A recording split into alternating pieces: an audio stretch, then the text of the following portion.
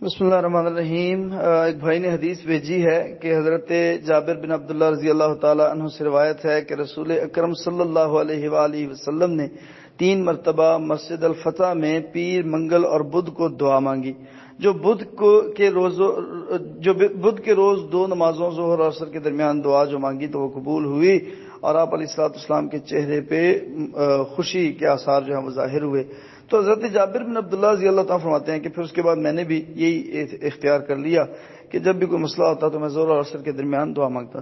بھائی یہ سنن نسائی میں بھی موجود ہے اور سنن ابی داؤد میں 5173 نمبر پہ، تو مسند احمد میں 14753 نمبر پہ، اور اس طرح کچھ اور حدیثوں میں، حدیث کی کتابوں میں، یعنی کہ الادب المفرد امام بخاری رحمۃ اللہ علیہ کی کتاب ہے، اس میں بھی یہ حدیث موجود ہے۔ اس پہ تو طرفہ موقف ہے۔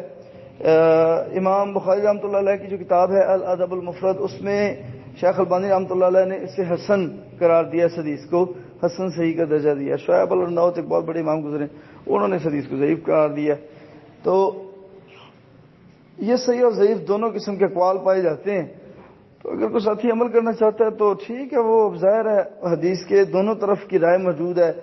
موجودہ دور کے بہت بڑے جو محدث گزرے ہیں زبیر علی زہیر رحمۃ اللہ علیہ، انہوں نے اس کو صحیح قرار دیا، ٹھیک ہے، ابو داؤد کی روایت کی سند کے حساب سے، تو لہٰذا اس پہ عمل کیا جا سکتا ہے۔ بارک اللہ فیکم۔